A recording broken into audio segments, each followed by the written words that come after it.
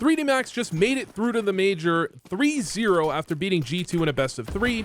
And not only was this a stacked RMR, but the way they won these games, especially against G2, was the most interesting part to me, because 3D Max for a while now has felt kind of like they were a specialist team. You know, they played a lot of Anubis and they could beat almost any team in the world, it felt like, on Anubis. And in this series, they actually lose Anubis 13-5, but win on Dust 2 and Ancient. So if they're branching out and they're actually finding consistency on maps other than Anubis, I think they could actually be a force to be reckoned with for a while to come, especially with players like Lucky, who is absolutely dominating this entire RMR. And one of the things that did happen, though, that I also want to look into is m0NESY had one of his worst games of the year. I looked at the stats, and it seems like he's had a few games that were worse than this throughout the year, but not many, and not many where his team actually had a chance. Like 1 or 2 of them, they got like 13-1, and you can kind of respect or understand how a 0.3 rating comes from that. But 13-6, it's kind of close, but maybe you had a chance. Maybe if he had activated, something could have gone differently. It's kind of an interesting event in general, and they're gonna end up playing Spirit in their next matchup, which is going to be crazy, and I will definitely make a video on that. But watching this one, obviously Pistol Round initially goes the way of 3D Max, and you're thinking, you know, after they beat G2, how did they do it? Did they win a lot of pistol rounds? Did they, you know, dominate, win a couple of lucky or, you know, skillful clutches or eco rounds, which G2 are known to lose? And those are the things that I really want to be looking at. But m0NESY has the AK here initially. Joko instantly got his way over to back plat, which is extremely tough to deal with when he's got an M4A1S. Actually, I want to see how he did that. I think he just YOLOs his way in. Oh, he's got the nice little flash there. And then he just kind of straight across. And m0NESY, who was going for this exact type of play, I mean, m0NESY knows that he could be there, but realistically, a player is almost never there. So Joko had kind of the ability to maybe insta-give m0NESY if he had done it instantly. Then he's actually got support, which one of the things I really like about this 3D Max team is they do have you know, they have a lot of teamwork actually going on. It's not like one of those teams that I feel like you often see where, I mean, of course, Lucky did pop off in this tournament. You know, Lucky has had some pop-off games recently. Maybe he's a player to look at for the future.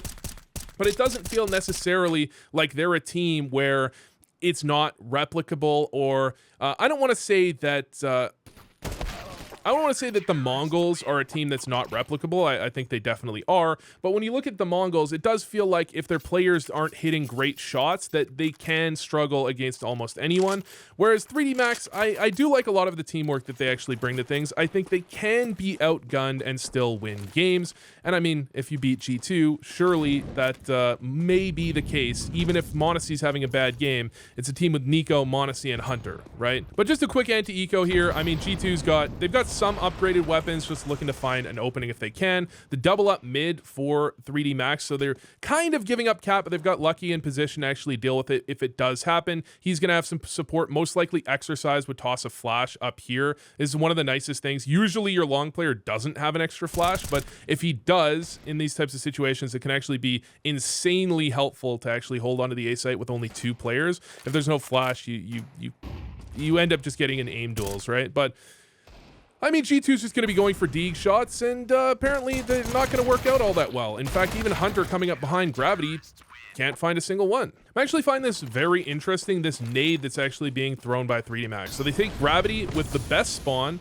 He tosses a smoke for himself to put out that molly, instantly nades that lands directly in front of these players here, and kind of, I suppose, stops players from walking up wide here. They're going to take a whole bunch of damage, and maybe part of it, maybe they're trying, you know, if someone jumps away from it or something, they can hear a player in tunnels. I haven't seen that nade all that often before. Maybe it's become meta in this RMR specifically, and I just haven't noticed it yet, but that is actually a pretty interesting nade that I bet dunks a lot of people a lot of the time, but maybe it's actually more specific to G2.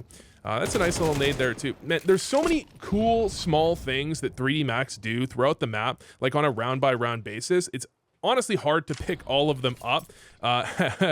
in time, right? That smoke, that nade into the smoke, that's another thing G2, I know they like to do. They like to go for that peak, set up behind that smoke and be ready when the smoke goes down to kind of pop out. The decision making I see from 3D Max is really on point as well, because you're going to see this play from Maka, and you can put this on 3D Max, you could kind of put this on G2, because you throw this molly so many times in a game, and almost nobody actually pushes around it. So Nico jumps up, he's posted up, he waits a second, Maka waits that little half second where Nico no longer is ready for it, and then Maka peeks out, picks up the 1, and he can convert that to 2. Now, that's an aggressive play that could have gone terribly wrong and ended up with Maka dying. However, he can't in that situation really afford to give up Cat because of the situation his team was in. They had 2 players on Cat, and Lucky was also on Cat, a 3rd player looking towards long. So they had 0 long control. They kind of had to go for that aggressive play, and it's just a really smart in-the-moment decision by Maka that he's obviously bolstered by his aim and ability to convert to, but he kind of had to make it there. And the question is if you put it on Nico for not holding that angle an extra second. But man, you throw that molly so many times in a game just to have nobody push through it. You want to take that little extra step. You want to get there a second faster. And it's kind of understandable how that goes down. But now we've got, okay, I thought we had m0NESY with his first op. It's actually m0NESY with a scout. And these aren't the easiest of shots. Maybe he could have landed one, but they're definitely not made easy by him. And it's just a really nice aggressive play. And nade, actually, to clear out the player top mid. And Maka actually misses a shot there with the op in lower that could have actually turned the round, potentially, or closed out the round, you might say.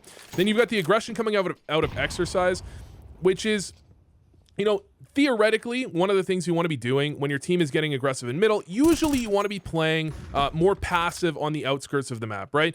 When your opponents, if you're in G2's shoes here, if your opponents are getting aggressive up mid, generally what you want to do is, depending on the setup you're in, you might want to react by getting aggressive on the outskirts. You might want to push B quickly, you might want to push long A and try and take control of that side. But one of the things 3D Max saw in middle was that there was 3 or 4 players from G2 in middle, which means their outskirts players are kind of alone. They can't react in that way. And because they can't react in that way, they're going to, a lot of the time, because the mid hold from G2 went badly, they're going to, they're going to pivot those players to support the mid hold, right? And Nico pivoted and then ended up getting shot in the back. He didn't get killed, but he got shot at in the back. It could have been a kill. But then into the 3v2, the retake, you've got Malbs with 10 HP. The problem is this is kind of telegraphed. There's nothing wrong with it. Malbs really doesn't have any option there, but at the same time, it's kind of obvious that because that is the only play Malbs has, they kind of read that he's coming and they end up spamming him through the smoke, which is just going to end up happening sometimes. But this is one of the things I was concerned about when it comes to m0NESY, is that this is how these games, well, okay, that's not how these games happen, but this is how these games sometimes happen, which is, an opper has a bad game like this, it's because sometimes it's just because he very rarely got the op, and when he did get the op, a lot of the time maybe he just gets, CS is a game of percentages, right? You might make a play that's a really strong play, but this time around it goes wrong, you get timing, something just happens, it just doesn't work out, and then, well, you only have the op so many times in a game, and once in a while, maybe just about as often as m0NESY has bad games, you'd never really get a chance into the game after getting timinged a couple of times. You don't really have the op. I mean, this is m0NESY, what is this? This is his 3rd scout, maybe?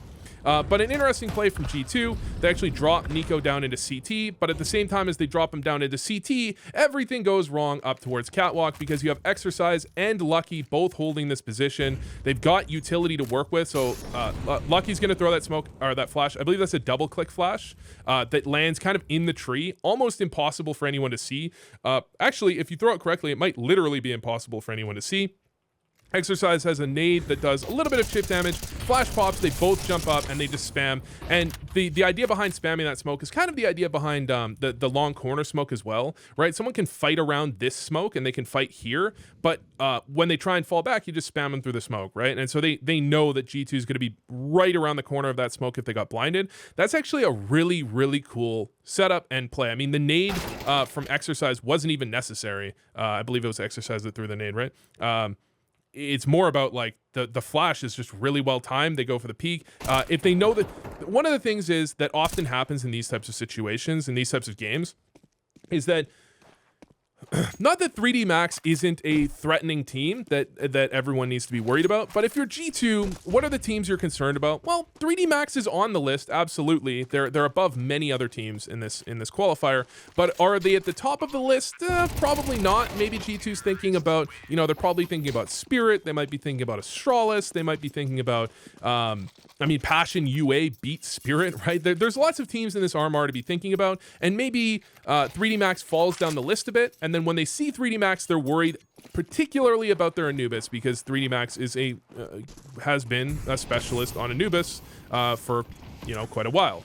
Right, so you might have 3D Max where they've done lots of research into G2, where G2 might not have done quite as much research into 3D Max, and maybe 3D Max knows some of the execs that G2 like to go for, and the timings that they can go for peaks with to actually catch them off guard. But still, I mean, G2, they don't start out that badly. I mean, they start out down 4-1, but they actually get something behind them. They have a decent amount of economy. They could definitely break 3D Max's economy right here if they manage to win this round. And they find the opening on a Joko as well. So it's actually a 4v4. And it looks like they're actually, I mean, I suppose they're actually going to win this round as well. I mean, even going for this retake is kind of, it's tough to even go for it. Maybe you want to probe a little bit with Exercise or Lucky, see if you can catch someone off guard, see if you can catch a free kill. But if you look at Maka, I mean, he's got Nop, he's the only player on this side. He really doesn't have any intention on going for this. So even probing, I think, is like, it almost feels like a little bit of a disconnect where they're thinking, okay, we're going to probe. If we get a kill, we go for it. But I don't think Maka really was in any position to go for that. And if two players had been spotted in tunnels, they would have, G2 likely would have reacted by, you know,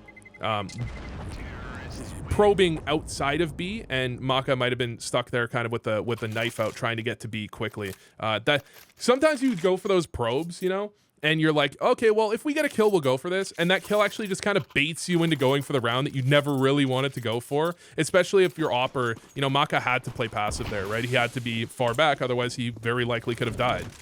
But, you know, I don't know if that's necessarily a mistake. It's just kind of an interesting, interesting interaction. But fast long take from G2, instant control, and you're just going to have 3D Max. This is, funnily enough, this is one of the few updates where I feel like nobody really, even initially, nobody really objected to this, and even initially, nobody really objected to the added box, and it seems like it's worked out kind of flawlessly. Like, it's a little annoying to deal with in pugs sometimes. Sometimes I still forget it even exists when I'm in like an after plant, and I'm like not realizing it. I get shot in the side just because I forget. I'm like, why am I looking in this direction, right? But it seems like it's just a universally applauded change, is it not? Like, is anyone really hating on this, like, significantly? I feel like they're not. Anyways, that allows them to go back for cat control very comfortably, and it allows you to split up. Oh, okay.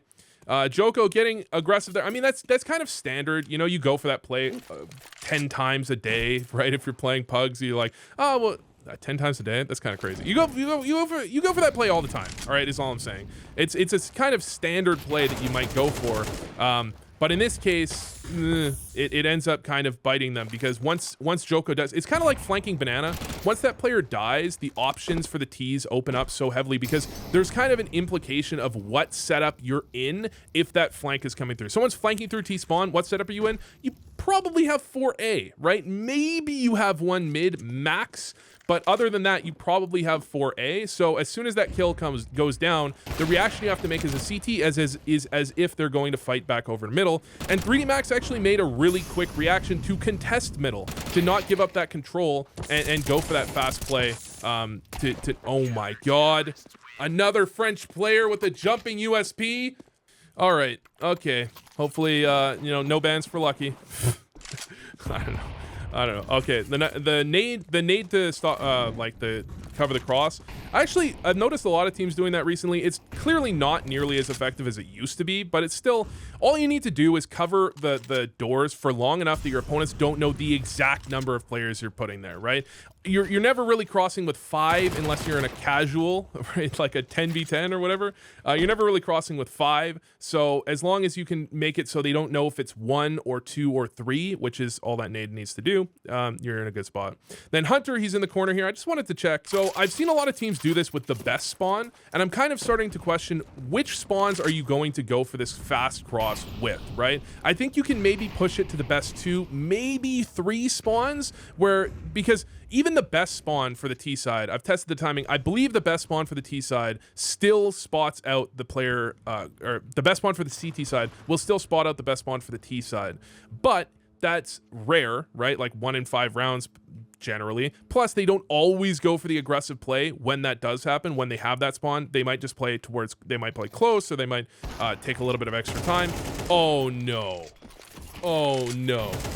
Hunter's whole job here is to stop this, well, not whole job, but one of his main jobs is to stop this exact play from happening. And I just wanted to see this from Monacy's POV. Monacy peeks out, ends up dying. Totally natural, but they have to get that trade. They have. It's not even like Hunter necessarily whiffed per se. It's like, both of them peek out. Maybe Hunter needs to be like a step back. He's clearly in that position for a reason. Maybe it dodges a certain flash or something. I'm not exactly sure why. But if he's a few steps further back, he just peeks out, gets that kill 100% of the time. Maybe it's a slightly delayed reaction. I don't know. All right, and Joko just picks up 2 when he probably only should have gotten 1. I mean, not that anyone whiffed, he just hit a really nice shot on the second player. I think it's just important to keep in mind, you know, which of these kills are like strategic kills where you're in a good position at the right time, and which of these are misplays by one side or great plays by one side, you know? And it seems like there's a lot of, so far, there's a lot of small missteps by G2 and small outplays by 3D Max. Nothing crazy, I would say, but you can definitely see this. When you have one team that's playing kind of slightly above average and one team that's playing kind of slightly below average, obviously those small mistakes can stack up. Like Maka in that previous round gets a kill, gets away. He doesn't get away. They might just explode into B, and that round just has a completely different look, and they just close that one out really, really comfortably. But I mean, I want to be trying to give as much credit to 3D Max as I can where they deserve it, and one of the places they deserve it is that, I mean, that was what they just won. They got up to a 4-1 start, but then they had to fight back against 2 or 3 buy rounds in a row. You know, this wasn't gifted to them where G2 never showed up whatsoever, and you still have Nico hitting some pretty crazy shots, honestly, on relatively consistently. But, you know, that's the type of timing I'm talking about. Like a small, Hunter didn't make a mistake there, but, you know, if he's a fraction of a second faster, which he probably is, like a reasonable percent of the time, he's just a fraction of a second faster, then Hunter gets that kill instead of dying. You know, it's these tiny things that are like almost imperceptible, and like, I don't even know if you're a tenth of a second faster there as Hunter. Is that like a skill thing, or is that just kind of like, you know, maybe they gave you sparkling water instead of normal water today? I don't know. All right, 3v2 on Dust 2 CT side. 3v2, you do actually, I feel like in Pugs, oh my god, okay, that, yeah, Maka's maybe just on one. Yeah, I saw Lucky at the end of this match had like a 1.6 rating, but you know, maybe I misread when I looked, as I looked at Dust 2. Maybe I just misread, because Maka is fucking on one. 17-4. Okay, I said they didn't have a player pop off that hard. Maka's popping off pretty fucking hard, right? Although, he should have gotten that kill regardless. Exercise. What is going on? Is he looking at his radar? That's the second time this game I've seen someone from 3D Max that's like looking at someone and just doesn't shoot nearly as fast. I think Maka did it a couple rounds ago with a player that jumps on Xbox. Is he like looking at his teammates or something? Because that is weird. That I noticed it with the player on Cat a couple rounds ago. I think it was Maka. Maybe it was Exercise. No, I think it was Maka. And I was like, that's weird. And then I just kind of moved on, didn't mention it. And this one is quite weird that it's happened a second time in the same game, but yeah. Guys, when I say weird, I don't mean they're cheating, okay? I just mean that's like, I'm wondering what the hell it was. Like maybe it really just is like they're looking at their, I mean, you can get caught looking at your radar, right? That's like pretty standard. Like looking at your teammates, it's just weird to happen that often. Whatever. Second half pistol, expecting, based on the scoreline, 13-6, that probably 3D Max win this. However, what you want, if you're, you want an underdog to win, I always want underdogs to win in the most legit way possible. Like, they lose both pistols, still win the game, or like, okay, at least split pistols, they're not winning like a bunch of, random, like you do that Stralis 5-man stack, where you like on a full eco on CT side, you do the 5-man stack and your opponents just walk into you and lose 2 players. Like, I don't want to see them win, because I don't want to take credit away from teams when they make big upsets, is what I mean, right? I don't want to see them win by doing some stuff that can immediately be diminished, and that's why I like that they lost Anubis. They lose their home map kind of historically, and of course their map pick in this series, and they still come back, turn it right back around and win the series. That's legit. Like, you can't take anything away from that. You trade pistols, you can't take anything away from that, right? But here, I mean, it's not the end of the world to lose both pistols. It's just it does, your win rate does go up massively, especially in MR12, if you win both pistols and you win the anti-ecos, especially because every team now seems to be forcing on second round. So you win, I mean, they were up 3-0 off of, I believe they were up 3-0 off of the pistols on the first half, and here if they go up 3-0 again, well, you can't say that there's all that much that G2, I mean, you can say that G2 should win anyways. They're one of the best teams in the world. If they want to be the best team in the world, if they want to prove themselves, that they need to win these types of games anyways. But I think you got to give them a bit of a break if they do lose this type of game. And here you see how hard the job of an observer is when these types of situations are happening, because any contact can be made anywhere at any time. But really methodically done retake of lower tunnels there, that, they're not giving G2 any chance. And G2 are in a good setup to play like bait and switch, but they're not, 3D Max aren't giving them the opportunities. And I want to note one small thing that's like, sometimes I get sidetracked a little too much, but one small thing. Okay, Mach is here, he's clearing doors, his team's getting shot at. He doesn't like overreact and insta swing force this, because what might happen is that Hunter makes contact here, a second player peeks outdoors and shoots him in, like, as he's starting to fight Hunter or something like that. He takes his time, he doesn't rush it, he waits for a second, and then he gets the peek, he gets the kill. At the timing, he knows that Hunter is mid-spam with this 5-7, so he's not going to be able to like reactionary kill him. He knows that there isn't a second player that's about to trade, like peek out right afterwards. He actually, your teammates, if you do this in pugs, your teammates might occasionally rage at you, but if you count the amount of times you die because you walk straight into a stack like a crossfire or something, and you just let it happen because you overreact when the first contact gets made, I see that in mid-level players, like in players that are not beginners, but they're not like, hyper experienced, like, ESEA advanced or something. I see that happen like almost universally. Players tend to overreact to the first contact, and usually that ends up working out. But when you play really coordinated teams that do those types of bait and switch setups, that do setups that really test your reactions, well, you're in, not your reaction time, but the way you react in the game, I noticed that you really start to get punished for that, and you have to really pay attention to what your opponents are trying to do, and kind of respecting that your opponents could be playing the game at a high level instead of just assuming that that you're going to be able to outplay them easily by doing just this standard play all the time. But here we have, is this the first pause of the game? I don't think, has G2 called for a pause this game? I'm so used to just kind of scrolling past pauses that I'm like, I might not have just noticed, but I feel like there's no pause so far in this game, which is somewhat surprising. Although I'm trying to think of like when a pause maybe could have come in. The first half, G2 was down 3-0. I think maybe there might have been a pause then, but maybe there could be a pause there, but then they come back 4-3. And then when is the time for the next pause, right? Should there have been a pause previously? Whatever. That's maybe thinking too hard, right? But m0NESY, this is maybe, what, the third time he's had an op this game? One time he kind of got killed in the way that's, his teammates were supposed to be. He's kind of expected to die and he'd get traded. Oh my god. That is, wow. Okay, let's watch this again. This is kind of hilarious.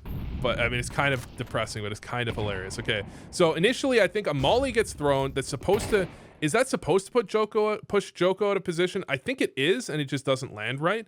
Or maybe Yeah, I think it's supposed to push him out of that position. It doesn't land right. Nice double peek coming out of 3D Max, right? Let's watch this again. There's the molly. There's the nade.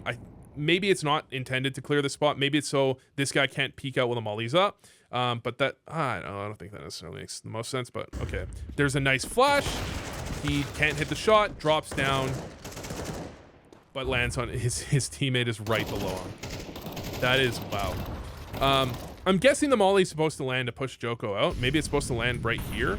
But the problem, I think, is if it lands here, then it probably also mollies the stairs. And if it also mollies the stairs, then it might push someone back here, and they might back around the corner, in which case that makes Monacy's job harder, right? He's not given that free kill. Like, if someone's on the stairs, you can kind of take a shot and drop, I think, relatively safely.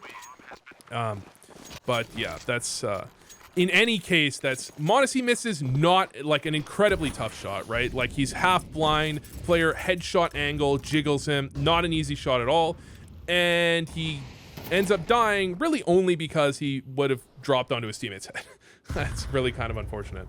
And then G2 go for some aggression. Yeah, I like this. All right. Hunter flashed the smoke. He's got Nico helping from lower tunnels. Hunter's unfortunately kind of in an engagement that he can't necessarily get support on, but that's kind of the reality. Sometimes you just, in those types of crossfires, you have to find your first kill. Otherwise it's just gonna break down. That's why you know, no matter how good of an IGL you are, you still need to shoot people. And it ends up in the 5v3 with a well-timed flash, and Malbs falls victim to what we've all fallen victim to many times before, the FAMAS spray. Because if that was a Galil, he's getting that kill. And not only because the Galil has an extra, whatever, 10 bullets or whatever. The FAMAS spray, man. I think people talk about buffing the FAMAS. Like, if you wanted to buff CT side, how would you do it? Well, the most obvious thing to do is, dude, just like buff the FAMAS by, how about we just make it so it's not the only gun, at least the only rifle that I'm aware of in the game, where it starts the horizontal part of its spread at like 5 bullets in. Because most guns, right, like the AK or whatever, it's kind of like this, right? And then it kind of like ends up going horizontal at some point. And like this is really easy to control, that first bit. It's the second bit where it's only horizontal that's hard to control. And my memory says AK M4 are like 8 to 10. The Galil is like 5 to 7. Maybe it's like 6 or 7. And the FAMAS is like 4 to 6. It goes horizontal. It's like, that's, in my opinion, that's why it's so hard to freaking, like everyone feels, almost everyone. I say almost everyone. I've seen a few absolute psychopaths that love the FAMAS, but almost everyone hates the FAMAS, and I find it to be especially very inconsistent when you go for a spray. Most people I talk to say the same thing. It's because of that, man. That's like the only possible explanation. Well, there's other explanations, but it's the only explanation that I accept. All right, so I mean, 3D Max kind of just got picked off here, you know, time to time. Some nice aggressive plays from G2. 3D Max try and take something back to kind of gain their own control. But, you know, when you're already lost a player or two, you've already lost full tunnels control. And, you know, if we remember back to the first half, G2, they had a round where they lost tons control to an aggression from 3D Max. Hunter died on lower stairs, but they had long control. So it changes heavily the dynamics of the round, obviously, when G2 loses tons control, but they have long control. They have a lot of options they can go for. Whereas in this case, 3D Max lose tons control, and they don't have long control. I don't even think they had cat control. They basically had T-spawn control, and that was more or less it. But here, I've got to double check. This score line is 13-6, which means G2 are about to lose to Glocks, to a manager. They're going to lose to Glocks. They're not even in a bad setup. They've got 3A. They've got Monacy here. Malbs is in position. I mean, it's an anchor spot. You know, I'm not sure. Nobody's sure if he loves these, but he's still in a good position. Initial entry. Nice counter dink. Oh, Monacy just misses. And Malbs dies. What was this an easy shot from Monacy? Flash. He's just not quite ready for it. He turns from his own flash that he doesn't have to turn from. I think that's just kind of a standard reaction. It's like reflexive. is like you throw a flash that's technically it would be in front of you if there wasn't a wall there, and he's like reflexively just turns from it slightly. I think if he doesn't like do that, if he doesn't turn, maybe he thought he saw a flash flying through the air, and I'm like reading into this incorrectly. But I felt like one of those reflexive, like, oh, that flash would be, I just threw a flash in front of me, but you forget that there's a wall there. Yeah. So 1v1. Snacks, does he know where Maka was? So I just want to look at the timing. Like, what should he know here? Okay, so he flashes for Hunter. Hunter peeks out. Maka gets the kill from back. And, oh, he just takes a little... If he had gone straight for that peek, I think he probably knows that Maka has to be close. But because he delayed the peek for a second, when there's nothing wrong with that. You know, if Maka was just holding the angle or played this slightly differently, that delayed peek would have made the difference. He might have gotten the kill. It's just a difference in, you know, potentially in playstyle. Maka actually heard Snacks drop, so I think he might wait Snacks out here. And he basically does. He finds... That sucks for Snacks. You're watching, like, if Maka peeks out here, good chance Snacks gets the kill. Guaranteed, no, but Maka has no armor, right? So there's a pretty there's a reasonable chance you get this kill. I'd probably put it close to a 50-50 because Maka doesn't know where Snacks is either, right? So he's got a few angles to clear. He might have a decent idea, and he can kind of sequentially clear. He can clear car. But I'd put this close to a 50-50, depending on how Maka goes to the peak. But Snacks looks away just beforehand. He looks away just beforehand. Snacks looks away, and that's kind of just unlucky. I mean, I hate to say timings are luck-based because a lot of the time timings are not luck-based, and it's like you get timing because someone outplayed you. What I talked about in lower tunnels, right, where that player was like he waited, he gave that extra second because if he peeked out and died, you might have been able to call it timing, but nah. I mean, there's more to it than just timing, but. I think in that case, it's just the timing, and you just got kind of unlucky, and that's unfortunate for Snacks. But really well played by 3D Max, and Maka had a great game, but there's a lot more to it. When I watch 3D Max, I think there's a lot more to it than just individual players popping off when they have success.